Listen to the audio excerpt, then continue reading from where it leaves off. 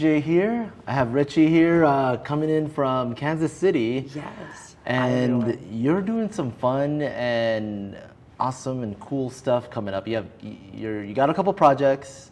You have your own production company. Yes. And you're putting together some great events here in Denver. Why don't you let the audience know what that is and, what are you working on? Yeah, so about a year ago, I started a production company called the House of Ishan.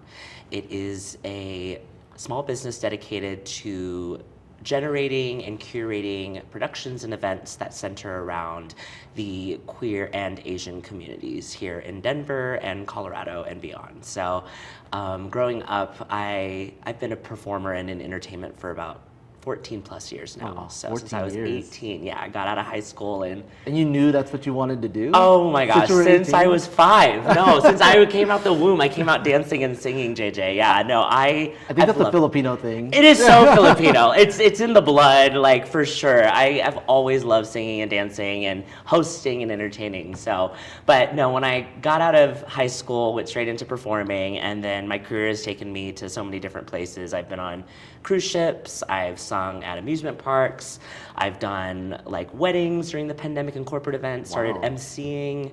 I've gotten to audition for America's Got Talent. I've worked for companies like Virgin Voyages and Meow Wolf here in Denver. So I've had quite the interesting and diverse career. Yes. I've gotten to do a lot of cool things. So I recently turned 30 a couple years back, so I'm 32 now, and so you're looking good. Oh, thank you. Give me some of that coif up there. I got you. This is actually a headpiece, so you can wear it.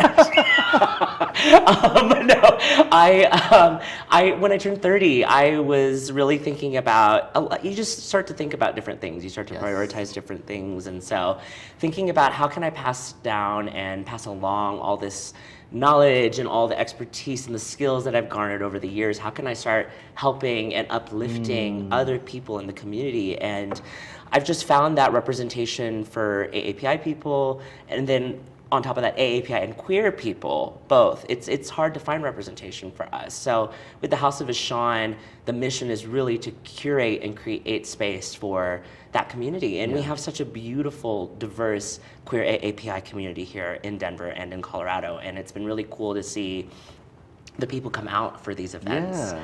And so we are working on a drag brunch here at Magna Kainan, which is where we're at right now. Oh, you got to come. The brunch is amazing, but then will you be performing? Yes, I will be hosting. So a lot of the events that I generate, I do MC, and it's really fun. We try to find restaurants in town that are serving Asian cuisine and then bring a production along with that, because who doesn't love brunch in a show, you know what I'm saying? So it's really fun that Magna brought us on to help create this drag brunch, which we're calling Loca Bonga, which is Filipino for crazy and glamorous. So there's going to be a lot of that on the 24th. I think that's we call that a Tuesday. No. That's just a regular Tuesday for me on Loca Bonga, but we're bringing the Loca Bonga for everybody else on that Sunday. So it'll be 12 to 2 p.m. here at Magna on 12 to 2 p.m. 12 to 2, but doors open at 11:30. So get there, get your seats, get your first round of drinks,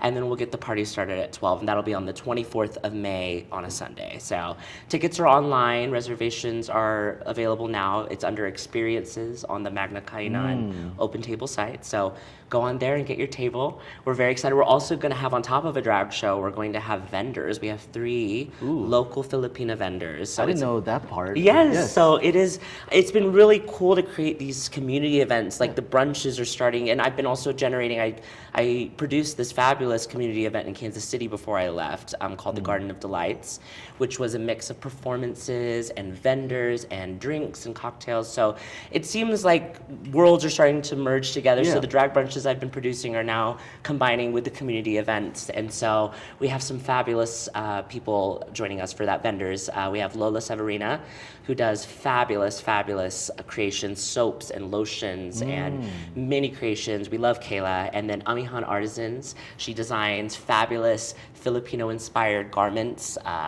I have a is it Filipiniana? Yeah, I think that's how you pronounce it. Bolero. Oh, so yes, it's yes. got the sleeves and stuff from Yep. her, from Sheila. We love our Ate Sheila as well. And then we have Fairy Blossom Lane as well, who does like stickers and different, just like craft creations. And she's also Pinoy. So 3 Pinay owned businesses at that event. I was gonna say, sometimes people like don't know what Filipino food is or Filipino culture. Yes. But you're already layering these events, not just with the Filipino culture, the vendors, but just Entertainment too. Entertainment. We love to sing, Yes. we love to dance. Dance. This is a part of our culture. Yeah. And so to find this really cool intersection, especially Yes. that we have this space here, Magna Kainan, serving Filipino cuisine. And then we have, the entertainment, and then we have creators and people crafting and makers Yes. as well. I just think it's such a cool kind of all Yes, the the lines are intersecting. You're gonna create that synergy to bring all the whole community together. That's the hope. So Yes. yes, and just joining one of many voices already Yes. out there in the community doing that. I'm so excited to see so many Pinoy voices, so many AAPI voices here in town. I have connected with so many people in the community that I just am so excited to see what they're working on and Yes. how they continue to grow and expand. And I'm just joining a part of that that wave of representation. It's really exciting. And it's great that someone like you is here. And in Denver, as a city, is very open to these kind of events and doing things like this. Yes. And I think it's great because we could keep building off of it. I agree. I always say just create the event, create the platform, and people will come. And I think that's been the thing that might have been missing in the past here in Denver Yeah. for certain things, whether it is Pinoy-centered events or, I think it's just people taking the charge Yes. and making the events. And people show up. Like, it's Yeah. been so cool to see the turnout. And we've been doing some really cool events here in the last year. We perform at Coffee Sarap. Shout out to Coffee Sarap. I'm drinking an ube latte right now from them. But me and my violinist Vio, we're both Pinoy. And so we do occasional for their events, we'll perform and I'll sing and he'll play violin. And it's like a little just coffee shop hour. People are Yeah. getting their coffee and can listen to some really cool acoustic jams. So there's just there's stuff popping up in the city and it's really cool to see.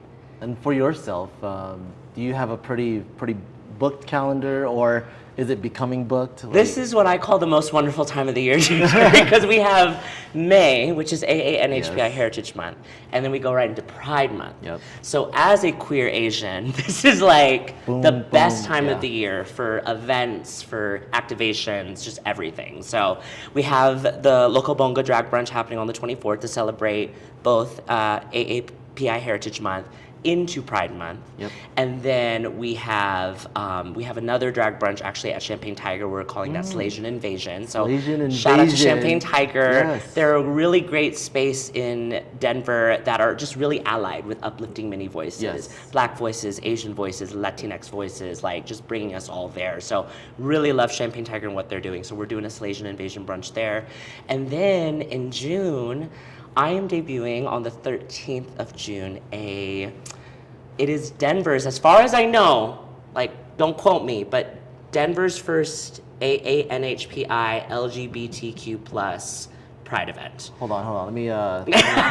LMNOP, QRS, all the letters, all the alphabet. No, we're all going to be there. It is, but I think it is Denver's first Asian gay Pride event. Isn't it crazy that it took this long to get there? Yes, but yeah, it's exciting that we're yeah. finally there. Yeah. And I am excited that we have so much representation here to Yeah. make an event like this. I mean, we have, I think, 6 drag entertainers, we have some cultural performances, we have some vocalists, I think we're gonna have up to 8 vendors at this Wow. event. So it's gonna be a really cool event, and I just think Denver hasn't seen anything like this before, and I think it's a really cool way to bring both the AAPI and the Yes. queer community together and just show solidarity. I think there's so much to be said about standing together as, POC, as queer people, like everybody, we have to stand together in this Yeah. time. So creating events that help create that bridge, Yeah. very exciting for me. That's amazing. Yeah. Because I know there's communities out there, but it's like, how do you bridge that gap, you know? And I just happen to be, I'm both queer and Asian. So it's like, let me create an event that also is a love letter and like represents like just who I am as a person. I don't, growing up in Kansas City, that's where I'm from, like I didn't see a lot of me in the community. It was predominantly a white community. I grew up in the suburbs of Kansas City, and so I could count on two hands how many Asian kids were at my school. What gave you the courage to do what you do, but also just be who you are? Because I know a lot of people struggle with that, and I think once you put faith in yourself, it really flips the switch, right? I mean, that you just answered it. I think it's faith and trust in self. It is knowing who I am without a shadow of a doubt and standing true in that and loving those parts of me.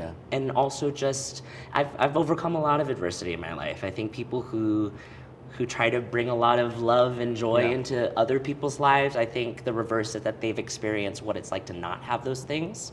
So they really try to be that in the community, to their friends, to their loved ones. So, I've gone through a lot in my life. But you're still giving the love out, and I can feel it in the energy. Thank you. And it's genuine, I love community. Yes. I wouldn't be here without community. And That's so right. for me to get to now be at a place in my career, in my professional life, where I get to help cultivate that and help bring other people. I just think about that little queer Asian kid who like is just looking for an event or a place that they feel like they can be seen, they can see somebody else that like, oh, I can see myself in this person. Because I didn't have that growing up. And it's hard generating that self-love when, media and all the things like movies, music, you just don't see yourself represented. So that's the goal right now in my 30s, is to help shine a light on that and help bring us together. Did you have any mentors or maybe some people that kind of pushed you? Yeah, I call them my little angels along the way. I mean, it was teachers. Teachers were a big proponent of seeing that light from a young age and cultivating that. Shout out to I had a lovely lesbian couple in high school that one was an English teacher and one was a science teacher. Shout out to Miss Umscheid and Miss Orlowski. I mean, they just really saw me from a young age, and I was able to vent a lot of the struggles and the things I was going through just with identity and figuring myself out at that age, because you're figuring a lot out in high school. It's not easy. It's not for anyone, you know. Yeah. But then, being queer and Asian and in a community where I just didn't really have that. I didn't know a lot of people who were like me.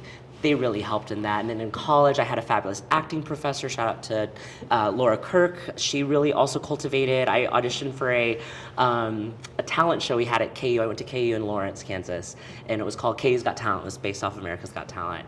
And I got in the show, and I won. I won the show. And so I just remember after her like looking me in the eyes and said, "Never stop doing this."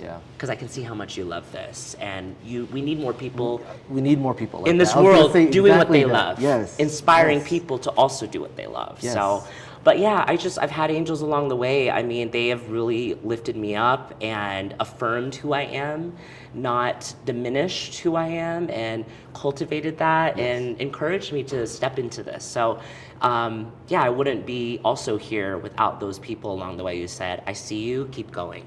And now you're thriving and you're building community. Thank you. You're creating connections. I'm trying. I just always say, I'm just a girl. Like, I'm just here. I'm just really trying to bring people together and spread a little bit of love and light.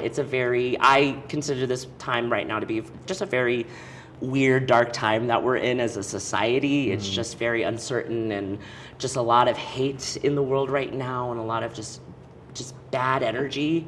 I want to try to be you gotta be that light. A beacon, I want to try to bring love and light, unconditional love, unconditional acceptance. Like, we all deserve space to exist here on this planet, and we are all just at the end of the day love. And like, if we can be that, I think it helps other people step into that too. Oh, that's a beautiful thing. Thank you. Yeah. Now, any other projects coming up or anything else where people could find you and Can we find a clip of you in that talent show? Right, it's probably somewhere, honestly. So yeah, you can find me on Instagram at Richi Ramos Official, no E on Richi, R-I-C-H-I, Richi Ramos Official, and then you find my page on Instagram as well at House of Ishan, I-S-H-A-N, House just spelled like H-O-U-S-E. So find me on there. Please come to some events happening. So we do have in May, we have Local Bonga Drag Brunch here at Magna Kaina. We have Slasian Invasion Drag Brunch happening at Champagne Tiger. And then in June, we have Denver's first AANHPI LGBTQ plus Pride event called Isle of Paradise is what I'm calling it. And then we're going to also have a, we did this last year with Havana Street Night Market, shout out to Bonfire Events. We are doing a Pride showcase on the 26th of June. 26th of June. At Havana Street Night Market. So we love our friends down there. Shout out to Chance and Jay. Love everybody down there. So we're gonna do our Sissy That Walk. W-O-K, like, you know, like where you fry lumpia in. fry some noodles, it's a pun seated a walk. So Sissy That Walk on the 26th of June as well. So we have a couple events. Oh, and then we just actually had a drag brunch, another drag brunch in June with our friends at Bao Brew House. Oh, nice. So that's going to be, That's a great place. Yeah, so good. And so we're going to be doing that on the 20th of June. That's going to be 12 to 2 p.m. Oh, wow. So we have a Pride brunch as well. And we call that Pour the Tea. So pour the tea in gay culture is like when you like when you dish a little bit of goss, when you pour the tea. So it's a little play on that as well. So we got a lot of events coming up in the next couple of months. And then I'm performing just with a group of humans. I think Vio the violinist, my friend DJ Buddy Bravo, we're going to be performing at Pride Fest on the 28th, I think, is the Sunday. So they're doing like a one day only for Pride this year. So I'll be performing there. And then I'm performing in Kansas City Pride as well on the 6th of June. I told you, June and May is the most wonderful time of the year, JJ. There's a lot happening. So, oh my gosh. And then we have Drag Me to the Opera with Central City Opera. That's happening on the 7th of June. I am co-producing that with Central City Opera. Very excited to do that for the second year in a row. We've got collaboration with WTS Colorado, which is Women in Transit. We're doing a drag bingo fundraiser to help women and non-binary folks in STEM careers get scholarships. So it's a fundraiser for that. Yep. That's happening Thursday, June 4th. And then I think we have, I'm also emceeing for Levitt Pavilion. Sapphic Social Club is putting on, I have so many things going on. Sapphic Social Club is putting on a concert with, Desiree Gold, I think Tiana Major 9. We have a lot of, and I'm emceeing for that event. So we have a lot of events happening in June. I'll be popping up everywhere. You're gonna find me on Instagram, find me on socials. I will be posting about all of those things. So we'll get the aunties to bring you food. So. Please bring me the lumpia. Yes, please. That'll be my energy to get through all of these events. Well, that's amazing, and thank you. And it's awesome that you're doing all of this and getting the word out. So yes, thank you for having me to be able to just talk about what's going on and what House of Ishan is bringing for the next couple of months. I'm really grateful that you reached out, JJ. Oh, tuning in. So. Yes. Well, thank you, Richi. Thank you. That was great. Okay. I think you've done this many times. It's fun podcasting and stuff. I get really excited to get to just talk about what lights me up, you know. So maybe later, like if once things calm down, we could do like a long form conversation and talk about like you growing up in the Filipino culture, adversity in Kansas City. Like there's Filipinos over there. There were it's already hard for them in like San Diego and where they're abundance, but I don't know, culture and other cultures like make it hard. Yeah, I'd be happy to. Anytime you want to just like interview and ask some questions about this, because I find it interesting that I think these are the pockets, like Denver and Kansas City are the ones that aren't talked about with AAPI representation. Because like you think of the hubs, right? San Francisco, San Diego, New York, Seattle. These are the places we think of representation, but we do have people here in Denver and Kansas City where I grew up. Like I almost feel like these little hubs do more work and connect more sure. people versus like We have to. yeah. Because we don't know we exist. We're Right, like, right. guys, like, we have an event, or we have, we have a restaurant, or we have, Yeah. Kasama Night Market, these things, like that help bring. See, that's exactly it. You bring up the Kasama market and just the small events, Yeah. right? Yes, the big events and venues exist. Yep. But I think the connection is in the smaller layers. Yes. Where people could actually know who's who. Mm-hmm. And that's what I've noticed in these smaller cities. Yes. And I don't know how to put that in words. You just see it and you feel it, and you're like, what is that? What's getting that connection going? Yeah, I think it is a level of, because there are not as many as population-wise of the Yeah. representation, even though there is representation here, to find kind of trusted and consistent people Yeah. building. And like when you see Kayla, with Lola Severina doing the Kasama Night Markets, like Yeah. you start to trust in like, okay, I know what this event brings every Yes. month, and I want to come and support this because I like the vibe, I like the energy, and Yeah. it's intimate. Like there's Yes. still a level, because it's not so massive. yes, like we're in Seattle and stuff, where it might lose some of the intimacy because it's just such a large just a large, community, yeah. and there's so many people trying to, like, because it's a little bit smaller scale, we can generate that level of community building and intimacy, which I light up with, Do you feel like it kind of puts you on your toes to be more creative in what you do? Yeah, yes. I would say too that it's important with any community that you're trying to integrate with making events, find the niche. Like I think if somebody's doing something already that's really strong and they're generating and building community, how do I fit into the puzzle rather than creating a competitive? Right. This is it's the same thing. Like We could all exist. Right. Yeah. I'm just a big, if we're generating and fostering community, and it takes going out to the communities, getting to see what's happening, Yes. and then how do I fit in this mosaic?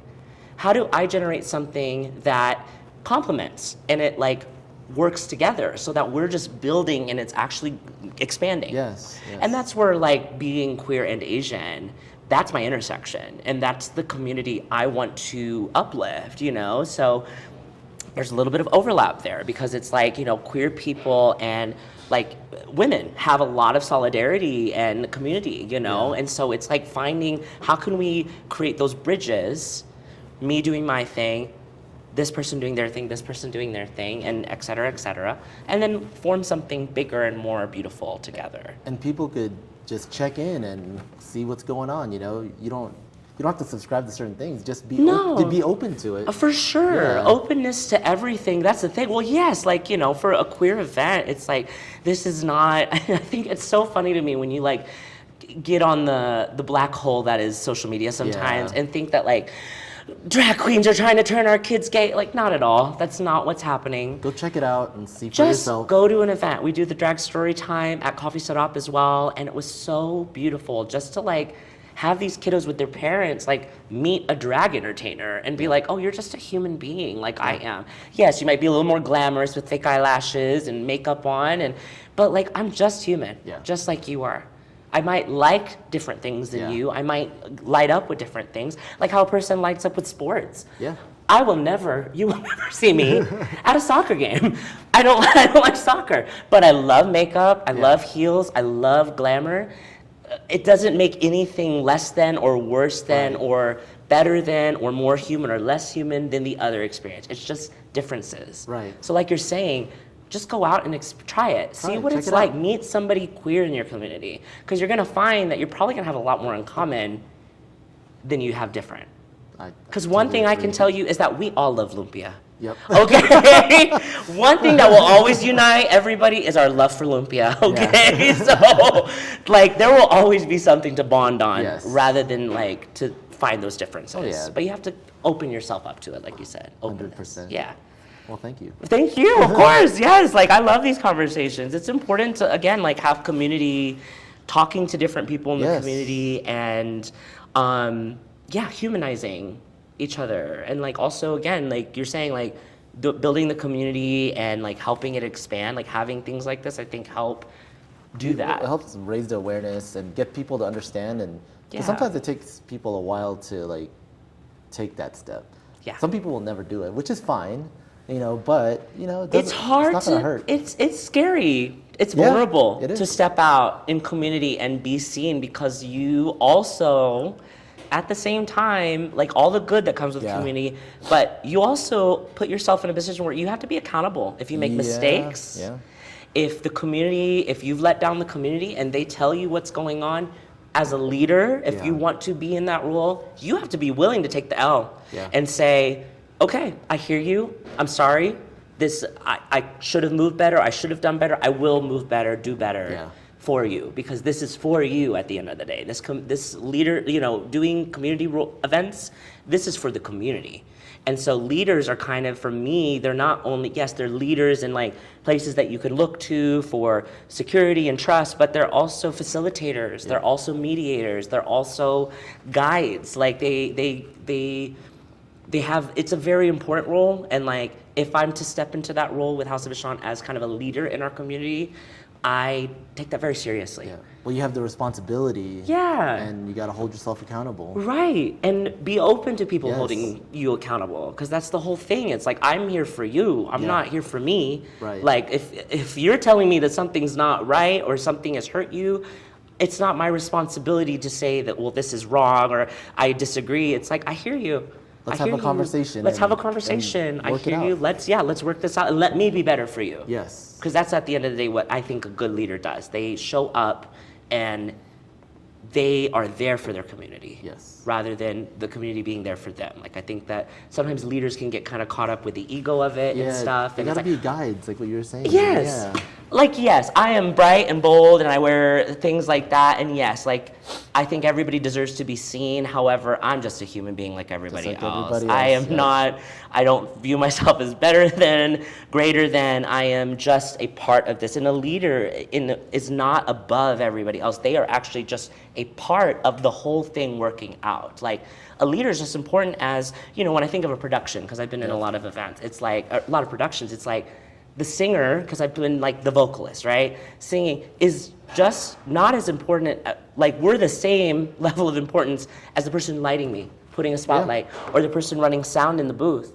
It's like, if we didn't have the person running the soundboard, we would have no sound on stage. Yeah, we all need each other. Right. If we had no dance, this dancer was missing, we wouldn't be able to do a certain part of the choreography because this person's missing. Like everybody's vital to to everything working. So it's the same in events. A leader is not as important as the person running and making sure, everybody has waters for the day because like that's a vital role too. So that's, at least that's how I view it.